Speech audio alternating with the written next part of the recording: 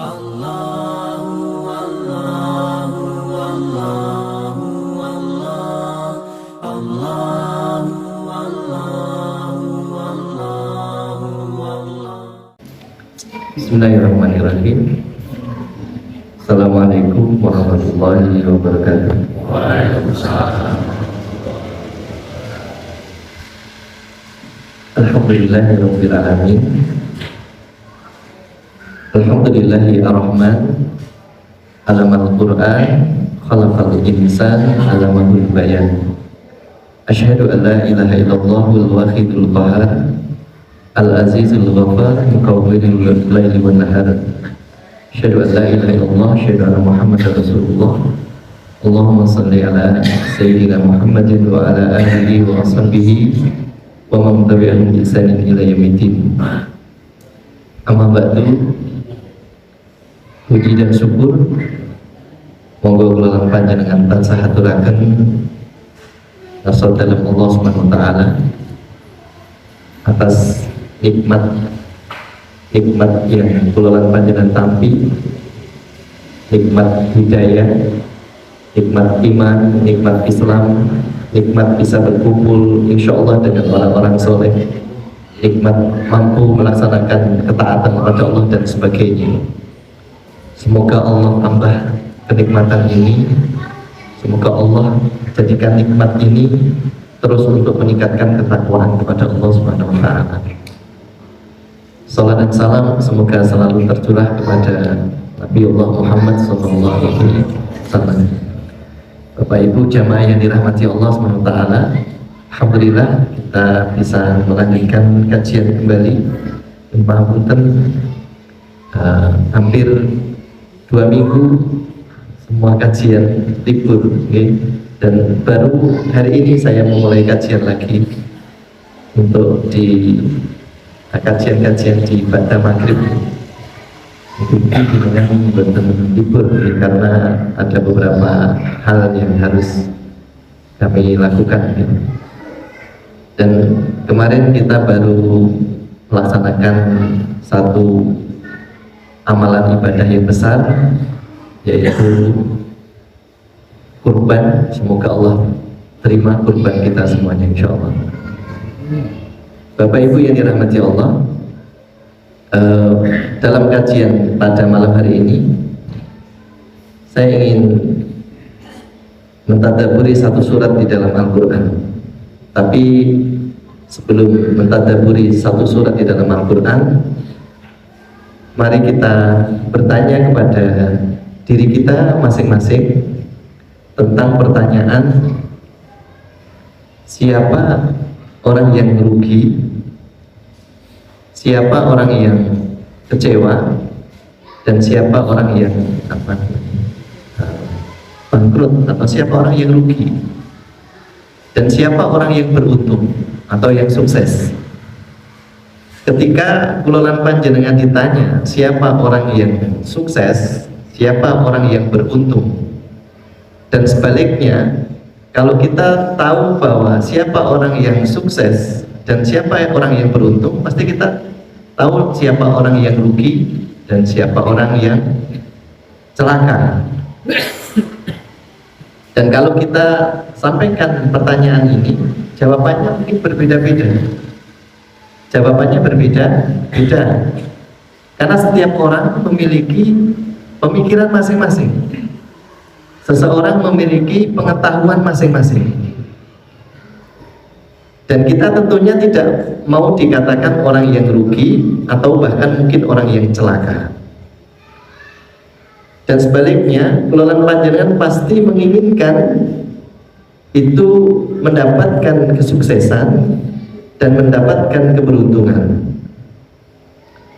Dan kalau kita ingin tahu apa itu orang yang beruntung atau orang yang sukses, dan siapa orang yang rugi dan celaka, kita tanya kepada Zat yang Maha Mengetahui, yaitu tentunya Allah Subhanahu wa ta'ala. Dan Allah pasti tidak salah, Allah pasti benar, karena Allah Zat yang Maha Benar. Tapi kalau kelolaan panjenengan tanya sama orang mungkin yang berdagang misalnya, dan saya misalnya ini contoh, siapa orang yang beruntung itu? Ya orang yang ketika dia belanja kemudian dihitung-hitung, ditimbang, kemudian dia dapat, nah itu orang yang beruntung. Dan siapa orang yang rugi itu? Kalau pedagang mungkin mengatakan itu ya yang ketika dia belanja modalnya sekian, dia dapat ini laku sekian, dan ternyata modal aja nggak kembali, itu rugi dan celaka mungkin. Atau kalau kita tanya sama guru mungkin ya, di sekolah, orang yang beruntung itu yang bagaimana? Mungkin yang bisa mengantarkan muridnya nilainya 100 misalnya. Atau yang celaka yaitu guru yang tidak bisa mengantarkan siswanya mendapatkan nilai 100 dan sebagainya. Berbeda-beda penilaian tentang untung dan rugi. Tetapi ketika Allah sudah memberitahu siapa orang yang untung dan siapa orang yang rugi, maka tidak ada yang keliru dalam penilaian Allah SWT. Maka insya Allah orang itu pasti beruntung dan orang itu pasti tidak akan rugi. Karena kalau pedagang dapat laba yang banyak, belum tentu dia beruntung. Secara materi mungkin dia beruntung, tetapi hakikat beruntung mungkin belum dia dapat. Bapak Ibu yang dirahmati Allah, kalau kelolaan panjenengan mau menghisap diri, menghitung-hitung, kira-kira kelolaan panjenengan sampai detik ini itu beruntung, sukses, atau sebaliknya? Kalau mau dihitung-hitung. Nanti kalau kita mau menghitung, kenapa kita mau menghitung-hitung? Kenapa kita bicara untung dan rugi? Karena hari ini kita berada di hitungan waktu yang terakhir. Ini betul Pak. Ini bulan apa Pak? Bulan Dzulhijjah. Bulan keberapa Dzulhijjah ini Pak? Dalam hitungan waktu, niki bulan Dzulhijjah ini bulan keberapa? 12 Pak. 1 tahun sudah kita lewati dan kita memasuki bulan terakhir Pak. Kalau di akhir waktu, di akhir pekerjaan itu menghitung-hitung Pak. Di sawang, sing gawe omah munajat rampung di sawang, kurang nopo kan ngoten ya. Sing tadi berdagang dihitung-hitung, kurang nopo, badine nopo, kathah nopo dereng. Yang menanam tanaman di sawang ya Pak. Tanaman wis tekan ngendi, wis kepiye dan seterusnya begitu. Kita berada di bulan 12 Pak. Mungkin ada sebagian yang tidak sadar Pak, kalau kita berada di bulan 12, tanggalnya pinten Pak? Tanggal sekitar tanggal 25 ya mungkin, 24 atau 25. Berarti sebentar lagi kita mau membuka lembaran tahun yang baru lagi tuh Pak. Kan hitungan masa itu ada hari, ya ada, mungkin ada detik ya, ada detik, ada menit, ada jam, ada hari, ada minggu, ada bulan, dan ada tahun. Oke. Setelah tahun ada lagi nopo Pak? Hitungan hari, masa ya mungkin, masa dan masa apa? Generasi. Okay. Tapi hitungan waktu itu Allah menyatakan bahwa dalam 1 tahun ada sekian bulan. Jadi kita berada di bulan ke-12 dan kita akan memasuki tahun baru. Tahun membuka lembaran baru, mengawali tahun lagi yang baru, yaitu di bulan Muharram. Dan di bulan Dzulhijjah ini atau yang bulan 12 ini, tentu kita harusnya banyak bermuhasabah. Kalau di tahun Masehi biasanya pun di akhir bulan Desember banyak orang yang berintrospeksi atau tutup tahun. Kalau bisnis nomor, kalau koperasi nomor, ADART ini kan nomor Pak? RAT. Kalau RRT berarti biasanya seneng apa betul Pak? Seneng karena mau mendapatkan laba, betul nggih? Itu mau tutup warung, mau tutup, kalau kita jualan mie ayam mau tutup mesti guyang-guyu Pak, soalnya apa? Dagangannya pun laris, karena tinggal menghitung Pak, menghisap diri, dihisap ternyata kok banyak banyak dapatnya dari pengeluarannya, maka beruntung seperti itu. Nah hari ini insya Allah kalau tidak keliru kita hitung Kita tadi memasuki tanggal 25 kalau tidak keliru, atau 24 bulan Dzulhijjah, dan sebentar lagi kita akan mengakhiri tahun ini, ditutup satu tahun ini kita tutup dengan hitungan hisab kita. Apakah kita termasuk orang yang beruntung? Apa kulolan panjenengan termasuk orang yang rugi? Dan terus akan berjalan begitu, Mas. Akan berputar terus. Maka tawafnya, tawaf itu kan berputar, Pak. Tawafnya orang yang hidup itu ya sudah gitu, Pak. Pagi, siang, sore, kembali malam, pagi lagi, sore, malam, pagi lagi, sore, malam, pagi lagi tawaf. Itu tawafnya orang yang berada di dalam kehidupan ini, Pak. Kalau yang tawaf ada di Mekah, dia tawaf mengelilingi Ka'bah selama 7 hari, gitu Pak. 7 kali gitu Pak. Nah tawafnya kita ya itu Pak, 7 hari kita tawaf juga, pagi, bangun, dan seterusnya. Dan kita hitung-hitung Pak, siapa orang yang rugi dan siapa orang yang beruntung. Tentunya menurut Allah Subhanahu wa Ta'ala. Kita hitung-hitung siapa orang yang rugi dan siapa orang yang beruntung. Semoga kita termasuk orang yang beruntung. Kira-kira ada yang sudah menghisap belum, Pak? Termasuk rugi apa tidak? Ya, termasuk rugi atau beruntung, Pak? Untuk mengukur kita termasuk orang yang beruntung atau rugi, kita bahas surat yang pendek di dalam Al-Quran, Pak. Lolan panjenengan pun hafal. Okay. Surat ini cuma terdiri dari berapa ayat? 3 ayat ya Pak. Pendek sekali, dan surat ini pendek bukan berarti maknanya pendek Pak. Beda dengan tulisan kita Pak. Kalau tulisan kita itu pendek, maka apa itu? Maknanya juga pendek Pak. Mungkin artinya tidak seberapa. Tapi ayat ini dalam Al-Quran beda. Al-Quran itu pendek, tapi maknanya luar biasa dalam dan besar. Bahkan Al-Imam Syafi'i rahimahullah ta'ala, beliau mengatakan seandainya ayat ini diturunkan cukup ini saja, ini sudah memenuhi kebutuhan kulolan panjenengan Pak. Jadi seandainya ayat ini diturunkan, Quran itu diturunkan hanya 1 surat ini saja, sudah cukup Pak untuk menuntun jalan hidup kulolan panjenengan sedaya. Ini bedanya Al-Quran dengan yang lain. Jadi Al-Quran itu pendek tapi maknanya dalam Pak. Contohnya Pak, yang paling pendek misalnya 1 ayat misalnya Alif Lam Mim atau Yasin atau Toha. Wah, ini tidak ada yang bisa menerjemahkan. Ya, para ulama sepakat hanya Allah yang tahu Pak. Ya, hanya Allah yang tahu, karena kalimat 1 ayat ini hanya terdiri dari huruf. Ya, hanya terdiri dari huruf, 2 huruf atau 1 huruf. Ini hebatnya Al-Quran. Nah, surat itu adalah surat Al-Ashr. Lolan panjenengan sudah membaca, sudah sering mendengar, sudah membaca artinya, dan insya Allah mungkin sudah mentadaburi isinya. Seperti yang kami sampaikan tadi, Imam Syafi'i rahimahullah ta'ala mengatakan sudah cukup seandainya ayat ini menjadi nasihat bagi kulolan panjenengan sedaya. Maka di akhir tahun, akhir tahun Hijriyah, ini bulan ke-12, monggo ini menjadi introspeksi bagi kulolan panjenengan sedaya. Apakah kulolan panjenengan sudah termasuk orang yang sukses, muflihun, orang yang sukses, beruntung, atau khosirun, nauzubillah, yaitu orang-orang yang rugi.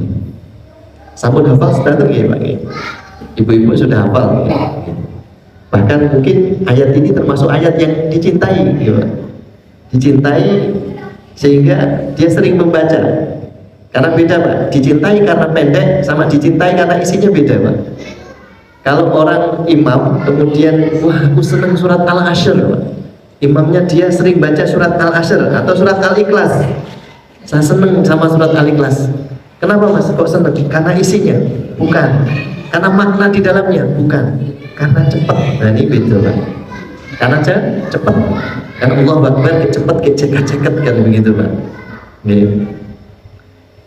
Bapak Ibu, semakin tenang jenengan sholat, itu tandanya jenengan semakin dekat dengan Allah, semakin khusyuk. Qad aflahal mu'minun alladzina hum fi salatihim khashi'un. Sungguh beruntung orang yang beriman itu yang salatnya khusyuk.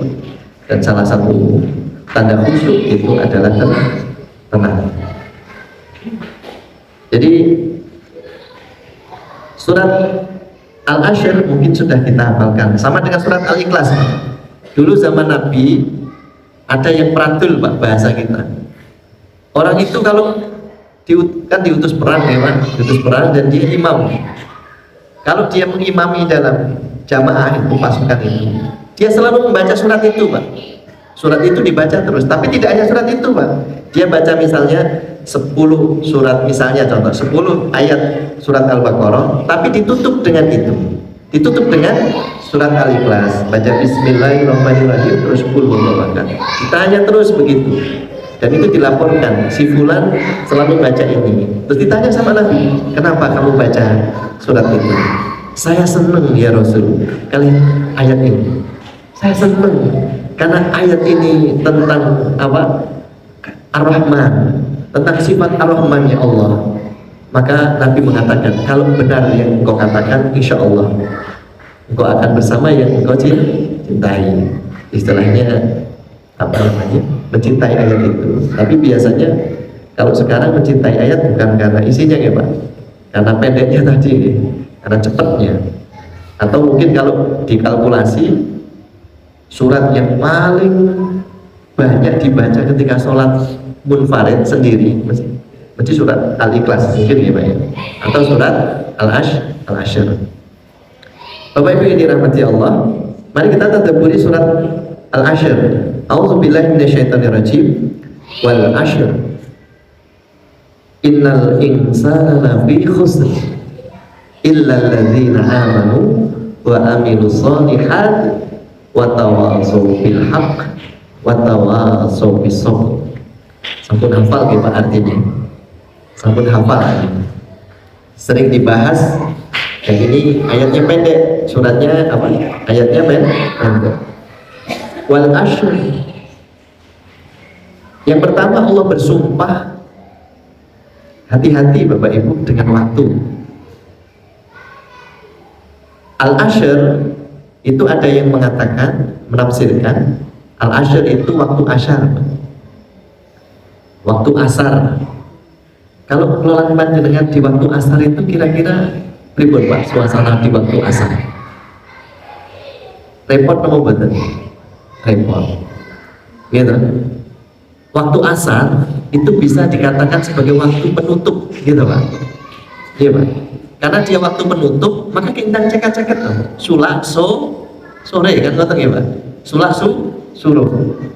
Ya, sulak suruh kita Mas sulak suruh gitu ya. Kita ceket-ceket gitu. Maka Allah bersumpah demi waktu ini. Waktu ini sangat sedikit Pak. Kita ceket-ceket kan ngoten ya Pak. Ceket-ceket. Nah, cara tahun ini wis bulan rolas, ke bulan siji. Kita ke rapat nama RAT, ke genah niki lah untungnya piro, badine piro, nek rugi ayo di nek rugi mang sanggo dhewe, nek untung aku dum-dum ngono. Anu ngoten. Kadang-kadang ngoten. Jadi demi masa, demi waktu asyar. Waktu asyar. Ya, ada yang mengatakan Al-Ashr itu sholat Pak, waktu. Yaitu sholat 5 waktu itu. Demi sholat 5 waktu. Ya, demi waktu yang digunakan untuk sholat dan sebagainya. Jadi Allah bersumpah dengan waktu bahwa siapa yang tidak bisa memanfaatkan waktu, maka dia akan menjadi orang yang paling rugi. Jadi siapa orang yang beruntung itu tentunya nanti akan dijabarkan di sini, Pak. Maka Bapak Ibu kalau kita bicara tentang waktu, Masya Allah, ngertos-ngertos wis sore gitu, ngertos-ngertos pun sepuh kita kok lebih dini kan begitu ya Pak.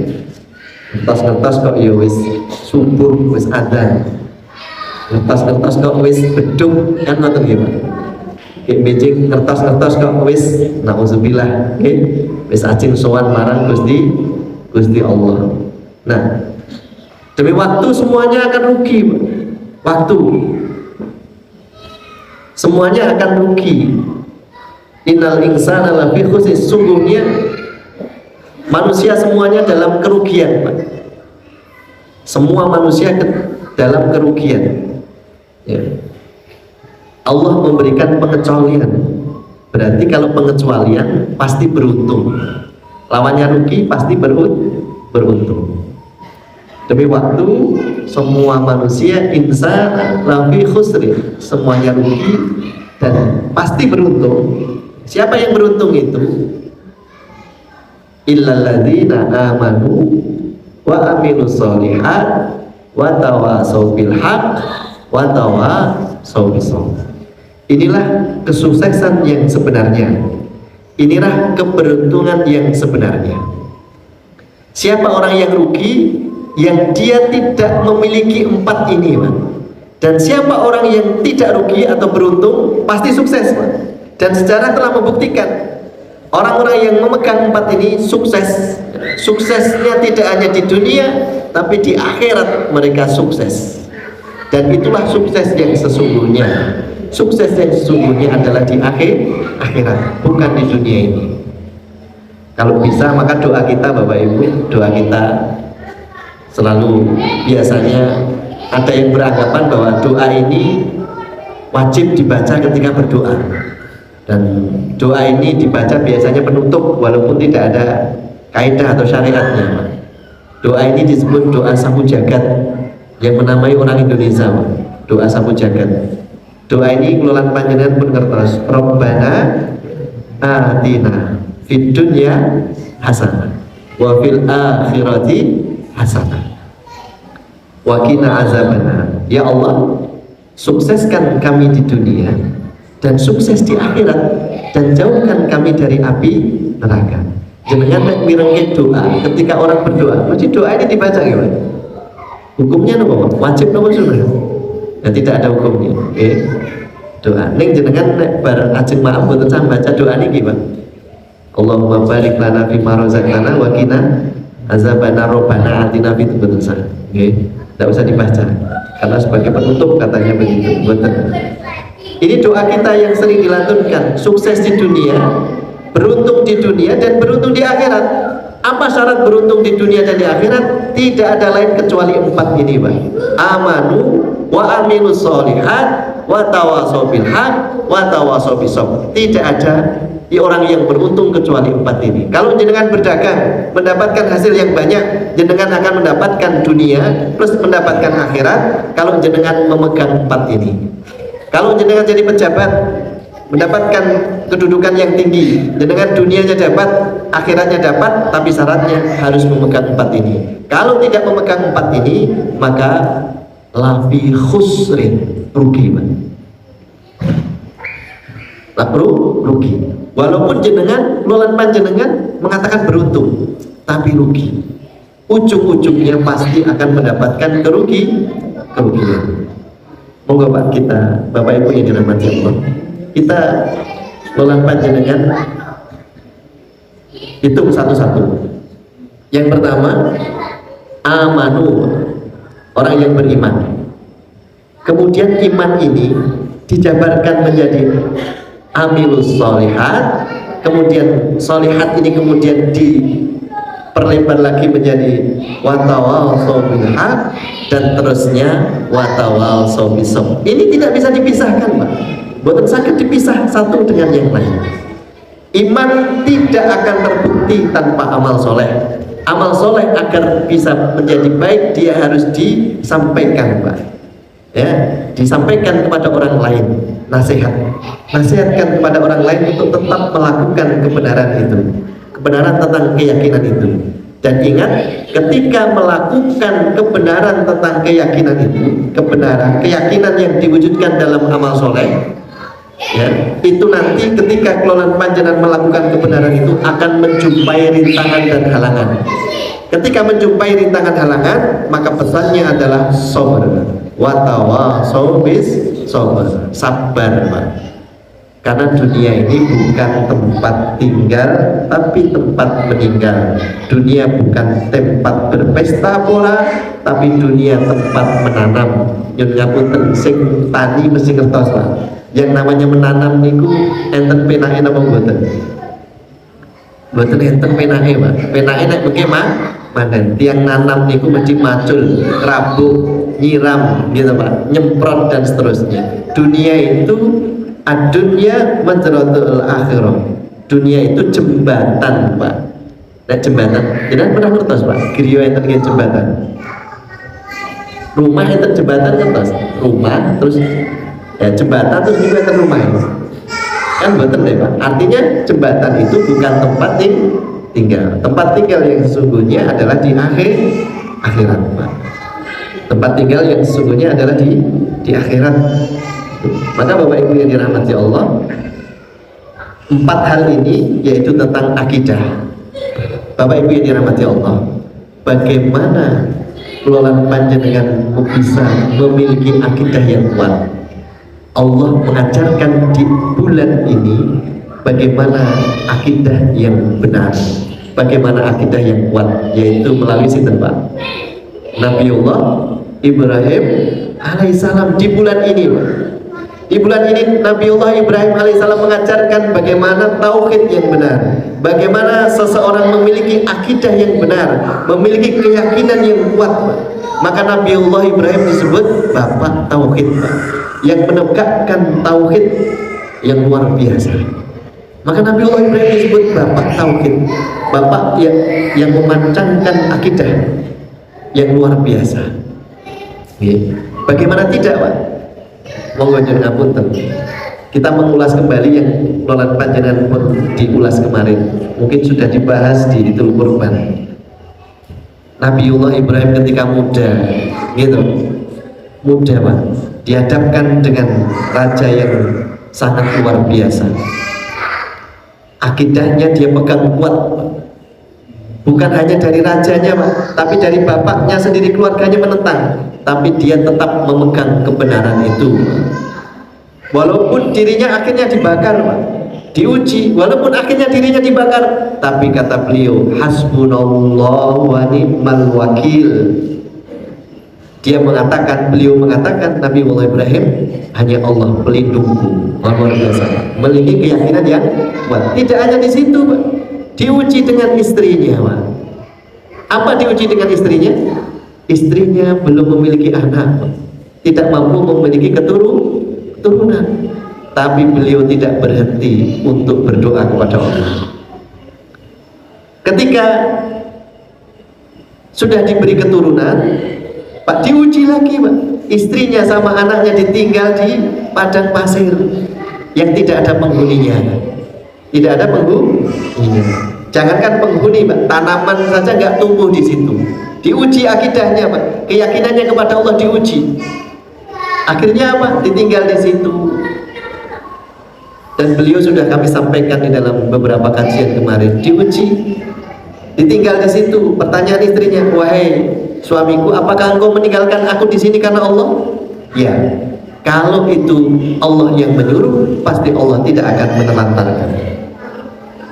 Itu diuji dengan anak dan istri. Kemudian diuji dengan anaknya lagi, disuruh menyembelih, yang menjadi kisah di dalam Idul Adha. Diuji dengan putranya. Putranya yang ditunggu berpuluh-puluh tahun, ada yang mengatakan 80 tahun, ditunggu sampai rambutnya memutih, ditunggu, hadir, rasa cinta ada, tiba-tiba turun perintah. Kalau tidak memiliki keyakinan yang tinggi, kalau tidak memiliki akidah yang kuat, Masya Allah, saya yakin perintah ini pasti akan diabaikan. Pasti akan diabaikan. Sami kali kululan panjenengan, Pak. Wal asyri, demi waktu, ya, Pak. Innal insana lafi khusrin. Kalau seolah-olah pelajarilah sejarah orang dahulu. Buka lembaran orang-orang dahulu yang mereka tidak melakukan 4 hal ini pasti hancur, pasti binasa. Dan orang yang melakukan 4 hal ini pasti jaya, pasti mulia. Walaupun dia telah tiada, tapi namanya terus harum. Bagaimana? Lihat Rasulullah SAW, namanya tetap harum sampai hari ini. Lihatlah sahabat-sahabat beliau, lihatlah para nabi, terutama Nabiullah Ibrahim alaihissalam, menjadi sebutan orang-orang di masa yang akan datang, masa kemudian. Disebut-sebut namanya. Meskipun jasadnya telah hancur, tapi namanya terus harum, terus dimuliakan. Kenapa? Karena mereka melakukan 4 hal ini. Dan sebaliknya, lihatlah orang-orang yang tidak melakukan 4 hal ini. Kaum Samud, kaum Ad, lihat Pak, hancur semuanya. Fir'aun, Qarun, dan semuanya hancur Pak. Walaupun mereka memiliki segalanya. Mereka memiliki tahta, mereka memiliki harta, mereka memegang dunia, mereka mengendalikan dunia, tapi mereka ujung-ujungnya rugi Pak, hancur, celaka. Jangankan di dunia, di akhirat nanti akan lebih celaka lagi. Jadi yang pertama Bapak Ibu yang dirahmati Allah adalah amanu, memiliki keimanan yang kuat Pak. Keimanan kepada Allah Subhanahu wa taala. Apakah hanya berkata kami beriman? Tidak Pak. Apakah kelolaan panjenengan terus mengatakan lisan kita amanu, kita beriman? Tidak Pak. Iman itu harus dibuktikan dengan amal soleh. Amal soleh. Maka iman itu tasdikun biqalbi wa qaulun bilisani wa amalun bil arhan. Iman itu tidak sekedar lisan Pak. Maka di dalam Al-Quran Allah menyatakan, katakan kepada orang-orang Badui itu, mereka belum iman, mereka Islam, karena iman belum masuk ke dalam dada mereka, dan mereka belum melakukan bukti-bukti orang yang beriman. Orang yang beriman kepada Allah harus dibuktikan dengan amal soleh. Maka mohon maaf, Pak, kalau ditanya, Pak, nanti kalau kita berada di masyarakat umum ya Pak, nanti ditanya dimanapun berada, Pak atau Mas atau Dik atau siapapun ditanya, siapa yang menciptakan langit dan bumi? Tidak ada yang lain menjawab kecuali pasti Tuhan. Dan Tuhan itu siapa? Pasti dia akan mengatakan Allah. Jangan cubi nanti Pak, jangan cubi tanya kepada siapapun Pak, yang taat ibadah, yang tidak taat ibadah, yang maksiat maupun yang tidak maksiat, dengan tanya siapa yang menciptakan langit bumi beserta isinya, mereka pasti akan menjawab Tuhan. Mereka akan menjawab Tuhan Allah Subhanahu wa taala. Tapi apakah mereka sudah dikatakan beriman Pak? Belum. Kalau belum dibuktikan dengan amal soleh Pak. Amanu wa amilus solihat, harus dibuktikan dengan amalan Pak. Apa buktinya kalau kelolaan panjenengan itu beriman? Buktinya amal soleh.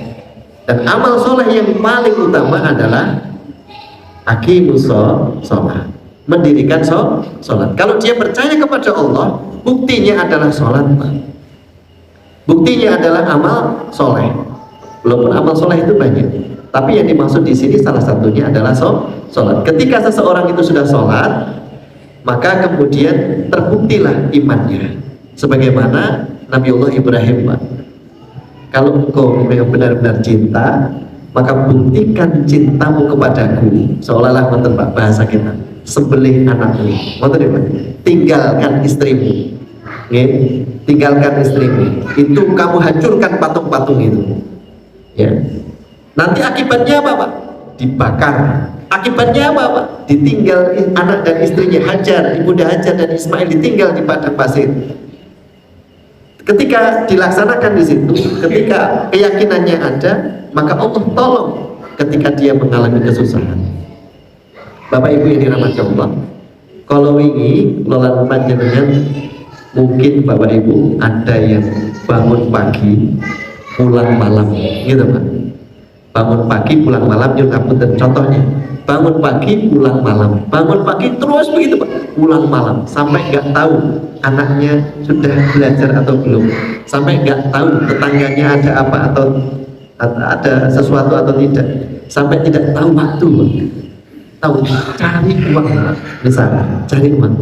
Tapi ketika uang sudah didapat, turun perintah sembelih kurban.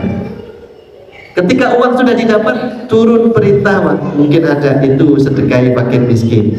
Rasanya kira-kira gimana Pak? Iman-iman, tegulek banting tulang. Tidak hanya banting tulang Pak, banting konconi bareng ya. Ya, banting tulang, banting koncone kan nggih kerah kali koncone direwangi gelut setelah dapat kok enak men gitu Pak. Kon apa Pak? Memberikan kepada orang lain. Gitu-gitu pripun Pak. Kalau ini tidak memiliki aman, keyakinan yang kuat, tidak akan sampai. Tidak akan sampai. Sebagaimana Nabiullah Ibrahim, anak yang ditunggu begitu lama, berpuluh-puluh tahun, tiba-tiba ketika masa lucu-lucunya dalam surat Al-Hijr itu kalau tidak keliru atau surat yang lain diceritakan, disuruh menyembelih Pak. Dan Nabi Ibrahim tidak bertanya Pak. Ciri orang bertakwa, beriman itu kan bertetanglet Pak, walaupun boleh bertanya. Itu indahnya Nabiullah Ibrahim sama Nabiullah Muhammad SAW, itu kalau diperintah apapun tidak pernah bertanya. Bertanya saja tidak Pak, apalagi beralasan. Mungkin Nabiullah Ibrahim kan bisa tanya, ya Allah, kan membunuh orang itu jenengan larang, kenapa engkau perintahkan aku membunuh anakku, menyembelih anakku? Bukankah ini perbuatan yang zalim ya Allah? Kan mungkin boleh bertanya begitu Pak. Tapi Nabiullah Ibrahim tidak Pak. Ini perintah. Yang namanya perintah pasti ada hikmah di balik perintah itu. Betul dilaksanakan. Dan Allah itu tidak akan pernah menzalimi hambanya terhadap perintah yang dia lakukan. Perintah yang dia suruh kepada hambanya Pak. Setiap perintah tidak mungkin akan menzalimi Pak. Pasti akan memberikan keberuntungan atau kesuksesan. Jadi yang pertama, siapa mereka yang tidak akan rugi Pak? Tidak akan rugi orang-orang yang beriman Pak. Maka di dalam surat Al-Mulk dijelaskan innalladzina yakhshawna rabbahum bil ghaibi lahum maghfiratu wa ajrun kabir. Sesungguhnya orang-orang innalladzina amanu beriman dan takut kepada Allah Tuhan mereka, maka mereka akan mendapatkan ampunan dan mendapatkan pahala yang besar. Yang pertama Pak, iman. Bapak Ibu, jangan datang ke sini itu kan karena iman Pak, bukan karena yang lain. Kelolaan panjenengan sholat isya berjamaah itu kan karena iman Pak. Jangan subuh-subuh bangun. Gimana? Kalau kita memakai kacamata dunia, rugi Pak. Rugi betul Pak. Subuh bangun, rugi Pak. Mungkin kacamata dunia ya Pak, rugi. Mentune tesih 2 jam, 1 jam gitu rugi Pak.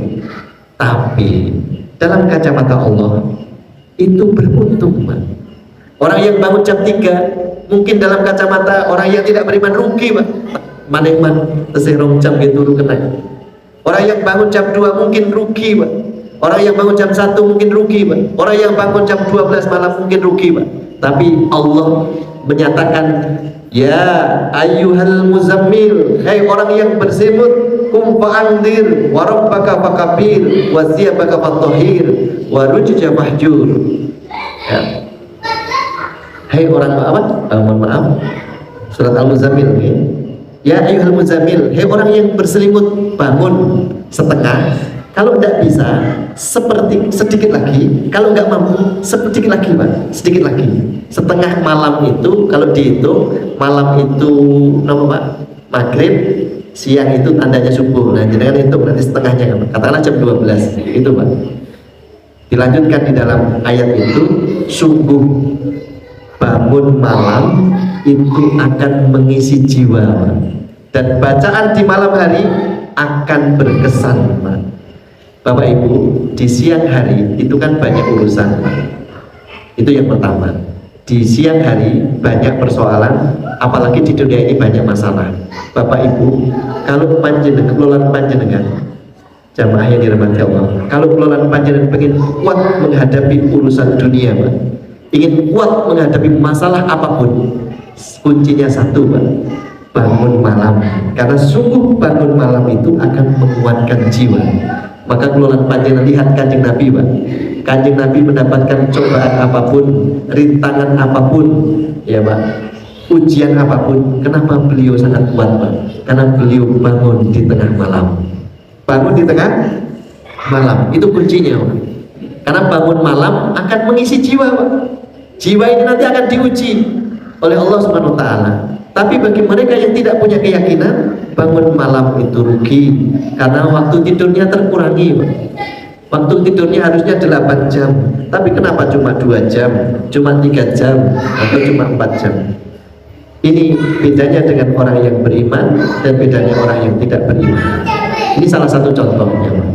Maka iman itu harus dibuktikan dengan amal soleh. Amanu wa amilu solihat. Kalau nanti kelolaan panjenengan sudah meyakini keyakinan itu, kemudian dibuktikan dengan amal soleh, jangan lupa Pak, tularkan kebaikan itu kepada orang lain.